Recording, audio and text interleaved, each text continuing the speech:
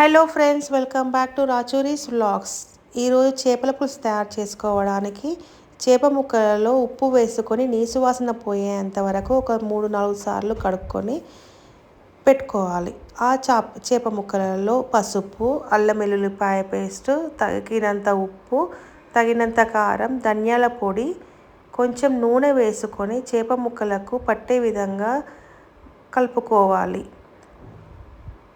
ఇప్పుడు చేపల పులుసు తయారు చేసుకోవడానికి చింతపండును ఒక గిన్నెలో వేసుకొని నానబెట్టుకొని పక్కన పెట్టుకోవాలి. ఈ నానబెట్టుకున్న చింతపండుని పిసుక్కొని అందులో నుండి రసాన్ని తీసి వడగట్టి పక్కన పెట్టుకోవాలి. ఉల్లిగడ్డలను కట్ చేసుకొని ఒక బాణాలి తీసుకొని అందులో నూనె వేసుకొని దోరగా వేయించుకొని ఒక మిక్సీ జార్లో వేసుకొని పేస్ట్ చేసుకొని దాన్ని కూడా పక్కన పెట్టుకోవాలి. ఇప్పుడు ఒక బాణాలి తీసుకొని అందులో తగినంత నూనె వేసుకొని వేడి చేసుకోవాలి.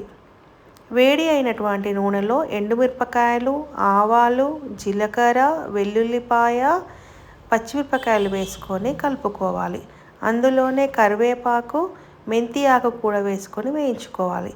చేపల పులుసులో మెంతి ఆకు వేసుకోవడం వలన రుచి బాగా పెరుగుతుంది. మనం వేయించుకొని పక్కన పెట్టుకున్నటువంటి ఉల్లిగడ్డ పేస్ట్ను కూడా వేసుకొని వేయించుకోవాలి. అందులోనే అల్లం వెల్లుల్లిపాయ పేస్ట్, ఒక టమాటా, కొంచెం పసుపు, కొంచెం ఉప్పు వేసుకొని కలుపుకోవాలి. ఈ కలుపుకున్న మిశ్రమంలో మనము ఉప్పు కారం వేసుకొని కలుపుకున్నటువంటి చేప ముక్కలను వేసుకొని కలుపుకోవాలి. ఆ మసాలా పట్టే విధంగా కలుపుకోవడం వలన చేప ముక్కలకు రుచి పెరుగుతుంది. ఒక 5 నిమిషాలు మూత పెట్టుకొని ఉడికించుకోవాలి. అందులో చింతపండు పులుసు పోసుకొని ఒకసారి నెమ్మదిగా అటు ఇటు కలుపుకోవాలండి.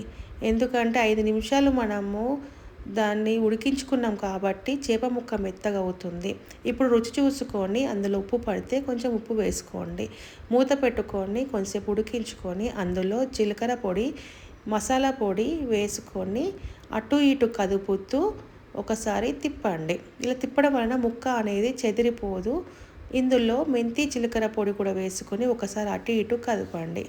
ఇందులోనే ఒక 5 నిమిషాలు ఉడికించుకున్న తర్వాత వేయించుకున్న ధనియాల పొడి, కరివేపాకు, కొత్తిమీర వేసుకొని కదుపుకోండి. వేడి చేపల పులుసు రెడీ. ఒక బౌల్ తీసుకొని అన్నం పెట్టుకొని చేపల పులుసు వేసుకొని తింటే చాలా బాగుంటుందండి. మీకు చేపల పులుసు నచ్చితే లైక్, షేర్, సబ్స్క్రైబ్ అండి. ఇది చాలా రుచిగా ఉంటుంది. ఒకసారి ట్రై చేయండి. Thank you.